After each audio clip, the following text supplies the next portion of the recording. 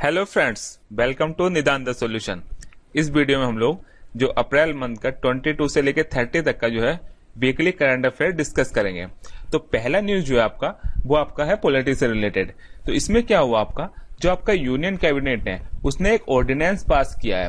पहले तो ये देख लेते हैं कि ऑर्डिनेंस किस किस आर्टिकल में प्रोविजन है। तो आपका जो आर्टिकल 1, 2, 3 उसके थ्रू जो आपका प्रेसिडेंट जो है आपका वो प्रोमलगेट कर सकता है ऑर्डिनेंस, और जो आपका 213 आर्टिकल है उसके थ्रू क्या है गवर्नर को ऑर्डिनेंस प्रोमलगेट करने की पावर प्रोवाइड करवाई गई है। तो अब देख लेते हैं क्या है इस ऑर्डिनेंस में। तो ये जो आपका ऑर्डिनेंस है ये आपका जो एपिडेमिक डिसीज एक्ट 1897 में है, इसमें अमेंडमेंट लाएगा। क्या अमेंडमेंट लाएगा? जैसे कि हम लोगों ने देखा कि जब कोविड-19 के इश्यूज क्रिएट हो रहे थे, जब हेल्थ वर्कर्स जब किसी पर्सन के पास जा रहे थे तो काफी टाइम से उन पर अटैक्स हुए हैं, तो उसी के लिए उनकी जो सेफ्टी और सिक्योरिटी को इंश्योर करने के लिए इस तरह का ऑर्डिनेंस लाया गया है। तो इसमें क्या होगा कि यदि किसी भी हेल्थ वर्कर के अगेंस्ट में वायलेंस होता है तो वो आपका कॉग्निजेबल होगा और नॉन वेलेबल होगा। कॉग्निजेबल का मतलब ये होता है कि उसके अगेंस्ट में विदाउट एनी वारंट उसे अरेस्ट किया जा सकता है, और विदाउट एनी कोर्ट परमिशन उसके अगेंस्ट में आपकी इन्वेस्टिगेशन स्टार्ट की जा सकती है। उसके अलावा इसमें और क्या क्या प्रोवाइड करा गया है, इसमें आपका टाइम बाउंड जस्टिस प्रोवाइड करवाया गया है। इसमें कहा गया है कि जो आपका इन्वेस्टिगेशन है वो आपका 30 डेज में कंप्लीट होगी, और जो आपका कंप्लीट जजमेंट है वो आपका 1 ईयर में प्रोवाइड करवा दिया जाएगा, यदि आपका कोर्ट उसे फर्दर एक्सटेंड नहीं करता है तो। उसके अलावा इसमें पनिशमेंट कितना कितना प्रोवाइड करवाया गया है। तो इसमें आपका जो पनिशमेंट है वो आपका 3 मंथ से लेकर 5 ईयर्स तक का पनिशमेंट है यदि इस तरह की कोई भी एक्टिविटीज हेल्थ वर्कर के अगेंस्ट में करता है। उसके अलावा फाइन भी है। फाइन कितना है आपका 50,000 से लेके 2 लाख रुपीज तक का फाइन इसमें प्रोविजन है। और यदि आपका कोई ग्रीवियस इंजरीज मतलब कोई सीरियस इंजरी आ जाती है हेल्थ वर्कर को, तो उस कंडीशन में जो आपका पनिशमेंट है, जो सेंटेंस है वो आपका 6 मंथ से लेके 7 ईयर्स तक का प्रिजन हो सकता है। उसके अलावा आपका 1 लाख से 5 लाख तक का उस पर फाइन लगा दिया जाएगा। उसके अलावा यदि कोई प्रॉपर्टी डैमेज होती है, मान लिया व्हीकल या क्लिनिक उसका कोई डैमेज हुआ, तो उसके लिए आपका जो जिसने भी इस तरह का कुछ काम किया उससे जो उसका रेट होगा, इन द सेंस जितना डैमेज आपने किया है उसके डबल करके आपसे कंपनसेशन लिया जाएगा। तो ये थी आपकी पहली न्यूज। तो अब अगला न्यूज हम लोग देख लेते हैं। अगला न्यूज है आपका जो आपका सुप्रीम कोर्ट है उसने जो आपका शेड्यूल्ड एरिया में 100% रिजर्वेशन प्रोवाइड करवाया गया था, ये आपका उसने इसको इनवैलिड कर दिया गया है। इश्यू क्या था, जो आपका आंध्र प्रदेश स्टेट है उसमें क्या था, जो आपके शेड्यूल्ड एरियाज हैं उसमें जो एसटीज कैटेगरी के लिए 100% रिजर्वेशन प्रोवाइड करवाया गया था। तो सुप्रीम कोर्ट जो है आपका उसने इसे इनवैलिड कर दिया है। इस क्वेश्चन किस तरह से आ सकता है कि कौन सी स्टेट ने 100% रिजर्वेशन प्रोवाइड करवा रखा था एसटीज के लिए फॉर द शेड्यूल्ड एरियाज। तो पहली बात तो ये भी देख लेते हैं कि शेड्यूल्ड एरियाज कौन डिक्लेयर करता है। ये डिक्लेयर करता है आपका प्रेसिडेंट, और इसमें ये कौन सी स्टेट का केस है, ये आपका आंध्र प्रदेश का केस है। और इसे सुप्रीम कोर्ट ने क्या कर दिया, इसको इनवैलिड कर दिया है। उन्होंने कहा है कि आपका जो इंदिरा साहनी का केस था उसमें उन्होंने 50% की जो अपर लिमिट लगाई थी कि इससे ज्यादा रिजर्वेशन नहीं हो सकता था, ये इसको क्रॉस कर रहा है, तो इसको एक तरह से इनवैलिड कर दिया गया है। अगला न्यूज हम लोग देख लेते हैं। अगला न्यूज है आपका जो चीफ विजिलेंस कमिश्नर जो होते हैं आपके उनके अपॉइंटमेंट से रिलेटेड है। तो आपका किसने इसकी ओथ ली है, ये आपके संजय कोठारी, इनको अपॉइंटमेंट किया गया आपका चीफ विजिलेंस कमिश्नर। तो अब चीफ विजिलेंस कमिश्नर से रिलेटेड कुछ फैक्ट्स देख लेते हैं। तो इनको मतलब कब से स्टार्टिंग, मतलब ये इंस्टीट्यूशन कब से एग्जिस्टेंस में आया, तो आपका एग्जिस्टेंस में आया था 1964 में, और किसकी कमेटी के रिकमेंडेशन पे, सनातन कमेटी स्टैब्लिश करी गई थी, उसके रिकमेंडेशन पे ये इंस्टीट्यूशन चीफ विजिलेंस कमीशन का इंस्टीट्यूशन केम इनटू एग्जिस्टेंस। और इसको अपॉइंट कौन करता है, इसको अपॉइंटमेंट करता है आपका प्रेसिडेंट। और इसका रिमूवल की प्रोसेस क्या है, तो इसकी रिमूवल 2 कंडीशंस में हो सकता है। एक तो यदि इंडिविजुअल जो है वो या तो मिसबिहेवियर के केस में कुछ हो, या फिर उसकी इनकैपेसिटी के ऊपर कुछ क्वेश्चंस हो, और उसमें भी जो आपका सुप्रीम कोर्ट होगा पहले उसे वैलिडेट करेगा कि इस तरह का इस पे कुछ इस तरह का पाया गया है, उसके बाद जो है आपका उसका रिमूवल प्रोसेस स्टार्ट होगा। उसके बाद में इसका टेन्योर कितना होता है, इसका टेन्योर होता है आपका 4 ईयर्स या आपका 65 ईयर्स। और ये किस तरह का इंस्टीट्यूशन है, ये पहले जो था जब 1964 में आया था तो एक तरह से एग्जीक्यूटिव रेजोल्यूशन के थ्रू आया था। उसके बाद में इसको स्टैट्यूटरी प्रोविजन प्रोवाइड करवाया गया, कब 2003 में। ये सब क्वेश्चन ऑलरेडी पूछे जा चुके हैं कई बार स्टेट में। उसके अलावा अगला न्यूज देखते हैं। अगला न्यूज यूपी के लिए काफी ज्यादा इंपॉर्टेंट है। इसमें क्या है, जितने भी यूपी के जितने भी कोर्ट्स हैं, चाहे आपके हाई कोर्ट हो या डिस्ट्रिक्ट कोर्ट्स हो, उसमें अब वीडियो कॉन्फ्रेंसिंग के थ्रू आपका एक तरह से हियरिंग हो सकती है। ये इसका यूज आप कहीं ना कहीं से ये इसमें भी यूज कर सकते हैं। जब हम ई गवर्नेंस की बात करेंगे या डिजिटलाइजेशन की बात करेंगे, उस चीज में भी आप इसका एग्जाम्पल का यूज कर सकते हैं। तो याद रखिए, कौन सी ऐसी पहली स्टेट बन गई है जिसमें सारे के सारे कोर्ट, वेदर आपकी हाई कोर्ट हो या आपका जो डिस्ट्रिक्ट कोर्ट्स होती है वो हो, वहां पर वीडियो कॉन्फ्रेंसिंग की फैसिलिटी अवेलेबल होगी। अगला न्यूज देख लेते हैं।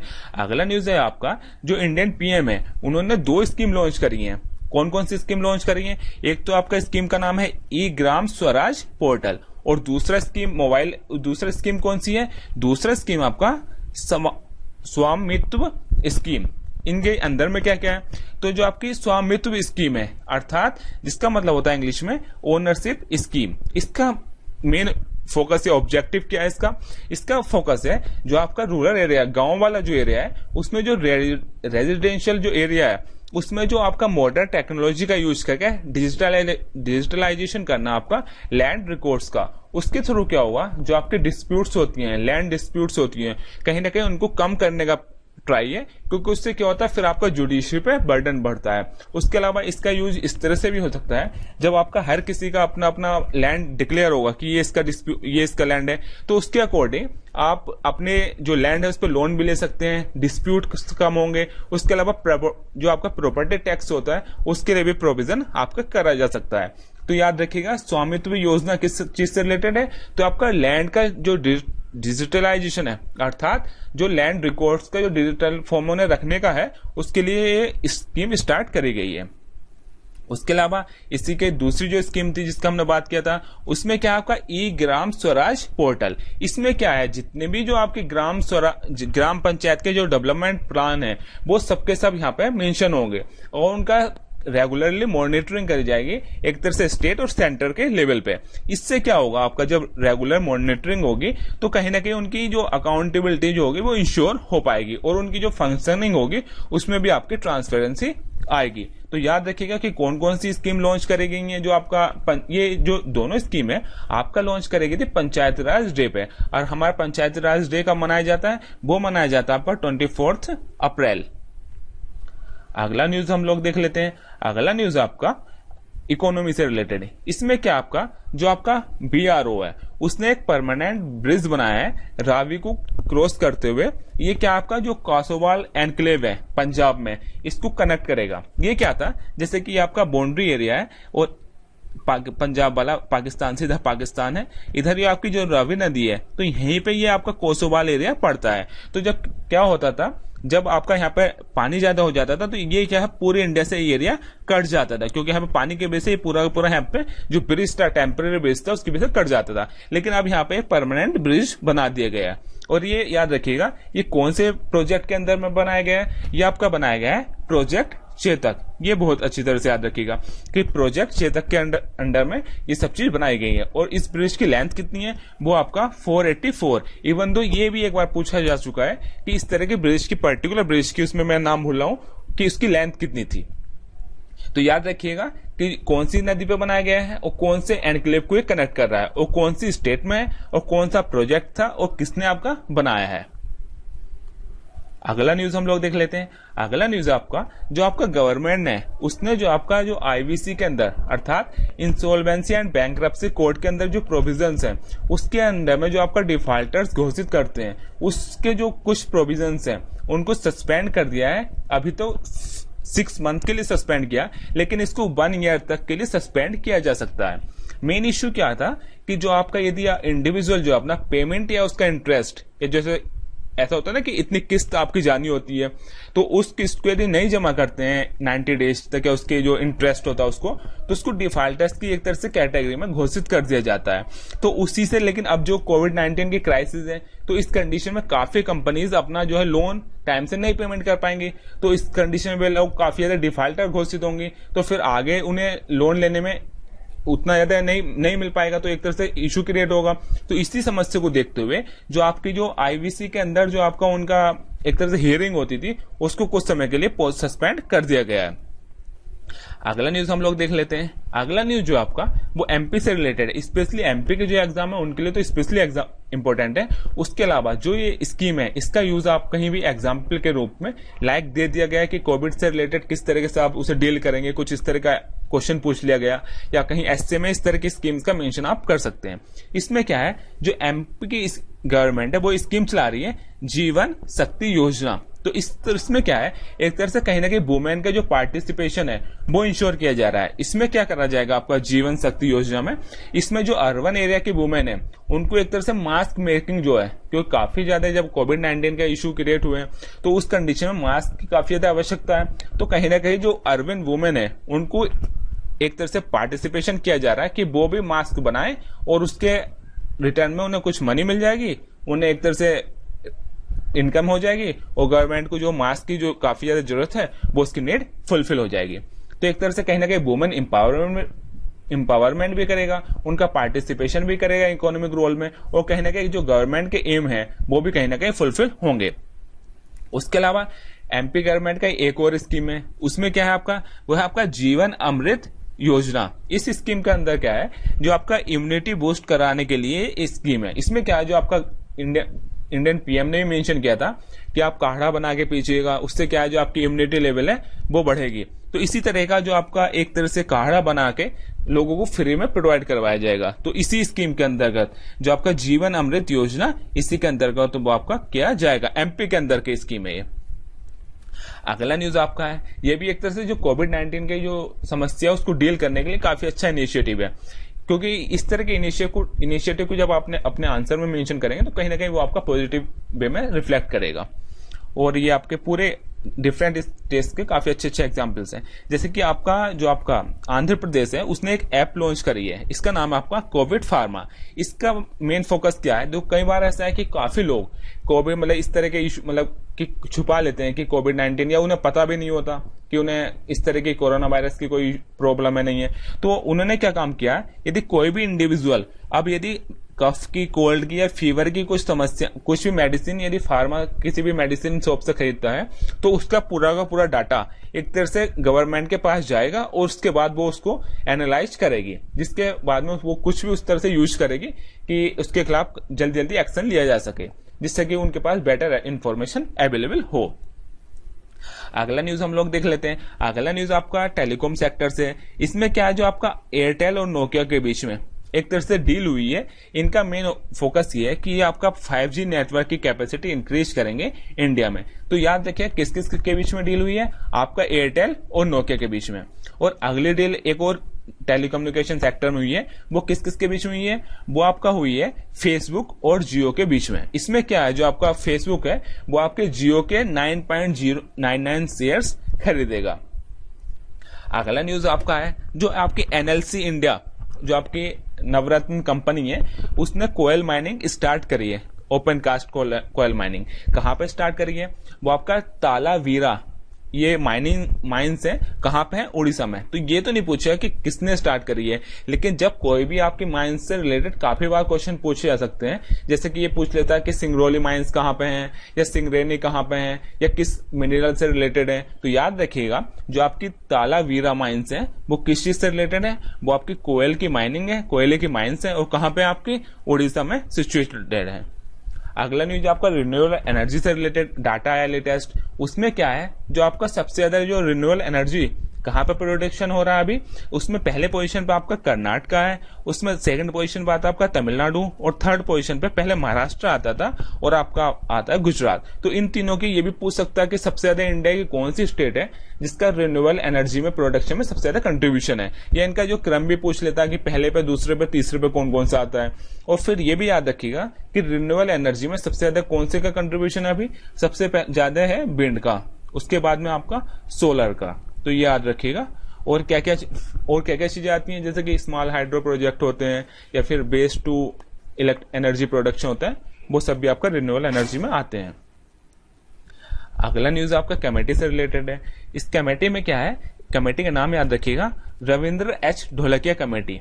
ये किस लिए स्टैब्लिश करी गई थी, क्यों पूछ लेता है कि ये किस लिए स्टैब्लिश करी गई थी। जो इसका एम था, जो आपका सब नेशनल लेवल पे जो अकाउंटिंग होती है उसको एक तरह से इंप्रूव करना, जो उनके जीडीपी के एस्टिमेट होते हैं जैसे कि डिस्ट्रिक्ट लेवल पे हुआ, स्टेट लेवल पे हुआ, उनको इंप्रूव करना, किस लिए। और इसके अलावा एक और फंक्शन था जो आपका नेशनल अकाउंटिंग की बेस ईयर जो होता है, जैसे कि अभी का बेस ईयर क्या है जीडीपी के लिए, वो आपका 11-12, तो इस बेस ईयर को भी एक तरह से फिर दोबारा से एग्जामिन करना कि अब आने वाले टाइम के लिए यही ईयर रहना चाहिए बेस ईयर, या इसको चेंज किया जाना चाहिए। तो चेंज किया जाना चाहिए तो क्या चेंज किया जाना चाहिए, तो याद रखिएगा कि रविंद्र एच ढोलकिया कमेटी किस चीज से रिलेटेड है, जो आपके जीडी सब नेशनल लेवल पे अकाउंटिंग होती है उस चीज से रिलेटेड आपकी RS Ravindra H Dholakia committee है। अगला न्यूज आपका है जो आपका बैंकिंग इंडस्ट्री है, जैसे बैंक्स हुए आपके, तो ये जो आपका पब्लिक यूटिलिटी सर्विस डिक्लेयर कर दिया गया इन्हें 6 मंथ के लिए। तो अब ये देख लेते हैं कि जो आपका पब्लिक यूटिलिटी सर्विसेज क्या होती हैं। जो आपका इंडस्ट्रियल डिस्प्यूट्स एक्ट है, तो इसमें आपका जो पब्लिक यूटिलिटी सर्विसेज ये डिफाइन किया गया है। इसके अंदर में क्या है कि यदि कोई भी चीज यदि इस तरह का डिक्लेयर करी जाती है कि पब्लिक यूटिलिटी सर्विस, वेदर वो पब्लिक भी हो सकती है और प्राइवेट भी हो सकती है, इसमें क्या होगा कि वो उसमें क्या होगा किसी भी तरह की एक तरह से स्ट्राइक या इस तरह की चीजें नहीं हो सकती हैं। एक तरह से उसे डिक्लेयर किया जाता है कि ये जो एवरीडे लाइफ के लिए काफी ज्यादा इंपॉर्टेंट है, और ये जो है एक बार में जो नोटिफिकेशन में 6 मंथ के लिए डिक्लेयर किया जा सकता है, लेकिन इसको क्या है 6 मंथ को बार बार बढ़ाया जा सकता है। तो ये कौन सा एक्ट है, एक्ट भी पूछ सकता है कि कब का एक्ट है, तो याद रखिएगा इंडस्ट्रियल डिस्प्यूट्स एक्ट 1947 का एक्ट है। तो ये पूछ लेता है कि कभी कभी कि अभी कौन सा एग्जिस्टेंस में कि, तो अभी याद रखिएगा कि इंडस्ट्रियल डिस्प्यूट एक्ट 1947 का है, जिसमें कि आपका पब्लिक यूटिलिटी सर्विस प्रोवाइड करवाया गया है। अगला न्यूज हम लोग देख लेते हैं। अगला न्यूज आपका है एक तरह से इंस्टीट्यूशन से रिलेटेड है कि कहां पे स्टैब्लिश है।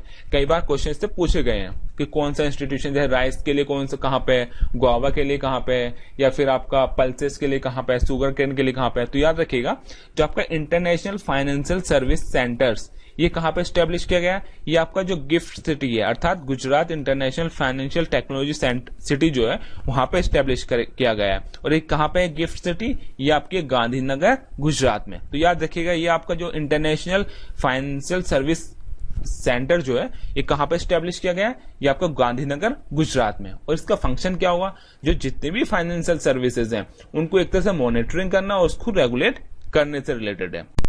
अगला न्यूज है आपका लेबनान से रिलेटेड है। तो ये लेबनान जो आपका अरब की पहली कंट्रीज बन गई है जिसने कि आपके कैनवीज है उसकी फार्मिंग को लीगलाइज कर दिया है। और सबसे ज्यादा इंपॉर्टेंट है लेबनान की लोकेशन, क्योंकि जो कंट्रीज न्यूज में रहती है उनकी लोकेशन और भी ज्यादा इंपॉर्टेंट हो जाती है। तो ये कहां पे है आपका लेबनान, ये है आपका लेबनान। तो क्वेश्चन पहले भी पूछा जा चुका है कि जो आपका मेडिटेरियन सी से जो आपकी कौन कौन सी कंट्रीज हैं जो टच करती हैं। तो याद रखिएगा एक तो आपकी लेबनान है, टर्की है, सीरिया है, और आपका ये फलस्तीन भी टच करता है, और ये आपका इजराइल भी टच करता है। और ऑप्शन में एक और कंट्री आता है जो टच नहीं करता है, उसका नाम था पहले जॉर्डन। ये यूपीएससी में पूछा गया है और आपका यूपीपीसीएस में पहले पूछा जा चुका है। तो याद रखिए कि कौन कौन सी कंट्री, जो एशिया वाले की बात कर रहे हैं हम, तो ये कौन कौन सी कंट्री इधर टच करती है। इन चारों का ही नाम था कि टर्की है, सीरिया है, लेबनान है, और आपका इजराइल है और जॉर्डन है। तो इनका नाम दिया हुआ था। तो याद रखिए कि कौन कौन सी है, सीरिया है, लेबनान है, और इजराइल है, और जॉर्डन नहीं है, और टर्की है।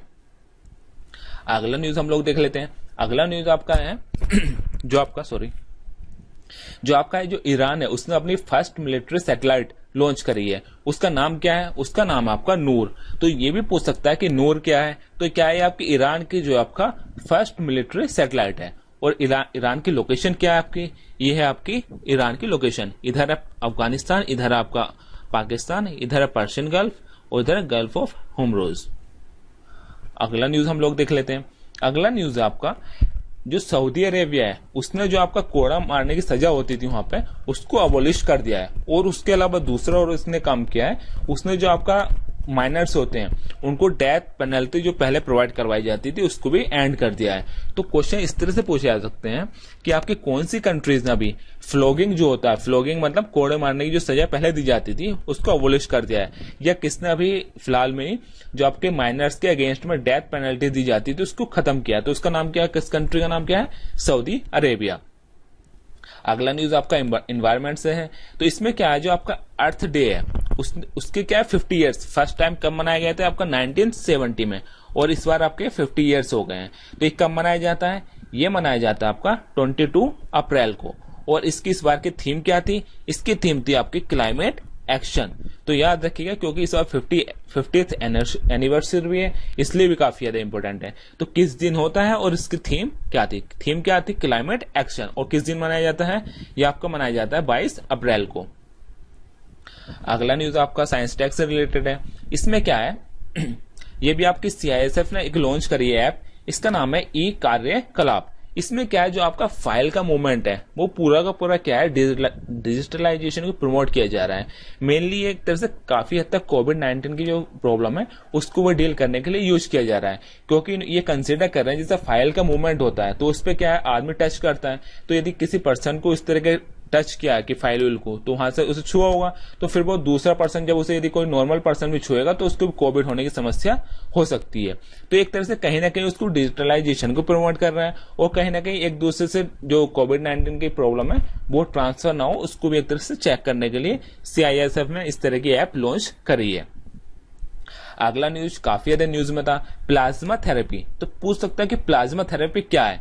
इसमें क्या आपका जो एंटीबॉडीज होती हैं, जो कि आपका पहले से किसी पर्सन को कोविड-19 था तो उसमें क्या है जब वो रिकवर हो जाता है तो उसमें कहीं ना कहीं एंटीबॉडीज डेवलप हुई हैं, तो उस एंटीबॉडीज का यूज करेंगे जो आपका पहले मतलब कोई इंडिविजुअल में उन एंटीबॉडीज का यूज करेंगे जो कि अभी कोविड-19 की समस्या से जूझ रहा है, तो जिससे कि क्या है वो भी उस तरह की प्रॉब्लम को जल्दी रिकवर हो सके।